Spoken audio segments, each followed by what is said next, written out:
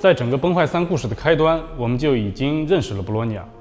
在这6年里，我们既了解到了他在西伯利亚雪原上的过往，而且也看到了他和圣弗雷亚的同伴们相遇，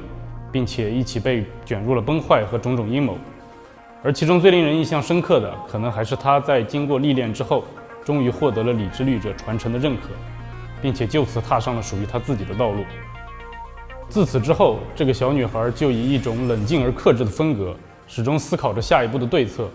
并且背负着沉重的过去和厚重的传承，一步步坚定地成长着。而在我们即将推出的故事中，理智律者的羽化就是博洛尼亚在面对这30万人思想的传承时所要交出的完整答案。羽化后的理智律者，是他自我突破的象征。我们想为他打造，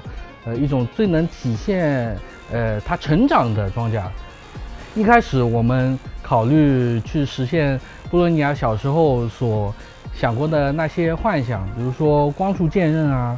还有我们其实动画里面出现的光轮轮滑，还有那种复合式的合体光束步枪等等。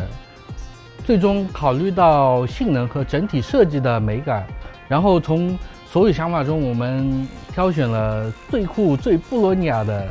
这种感觉，然后用这种现实中无法触及的科技维度来展现我们的这种设计。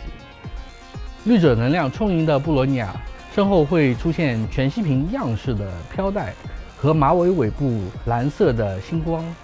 这些都是它能力成长的最直观体现。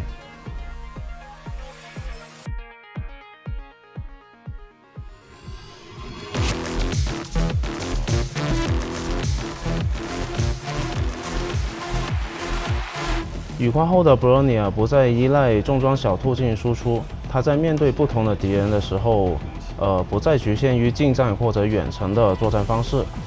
重装小兔相对应的化身成更加轻型、科技感十足的无人机，在作战中帮助博罗尼亚记录并解锁武器的数据，为随后的作战提供充足的准备。绿者形态的博罗尼亚会构造出一柄长枪，帅气利落的挥砍劈刺，封锁敌人的全部退路，最后在小兔的拉拽助力下给予敌人强力一击。在小时候玩自己喜欢的游戏的时候，博罗尼亚其实就已经有了类似的想象，他想要构造出一种理论上完全不可能存在的机甲，但他没有办法做到这一点。直到成为了真正的理智律者，他拥有了完全的自由之后，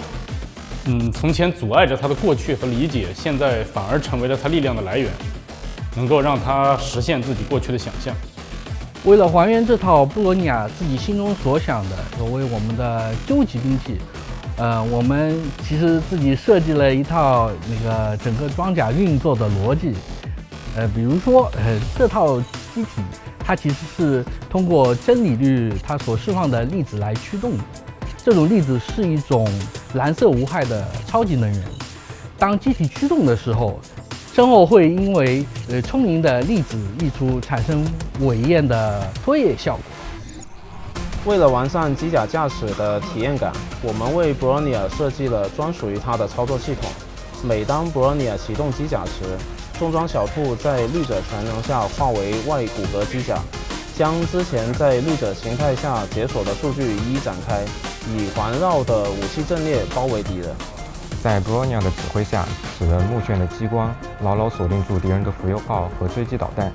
，3种武器从各个方位压制敌人，配合机甲高速移动的动作，对敌人展开机动性极强的攻势。当面对更多敌人时，机甲会迅速弹开隐藏在两侧的导弹舱和激光发射口，然后依照博罗尼亚所想，加大火力覆盖战场。即使结束了高压的火力输出，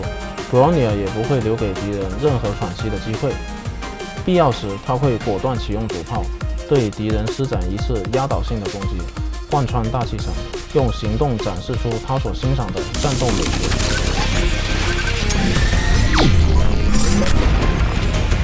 毫无疑问，理之律者的传承对布罗尼亚而言是一条更加艰难的道路。而之所以义无反顾，并非因为他渴望成为英雄，而是在他看来，一些事必须有人去做，即使是知其不可而为之。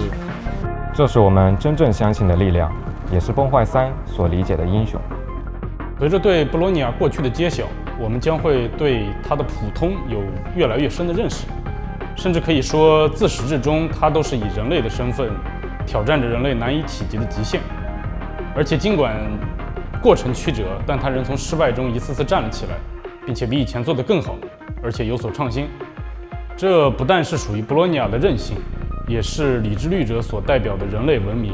能够长久存续的真正原因。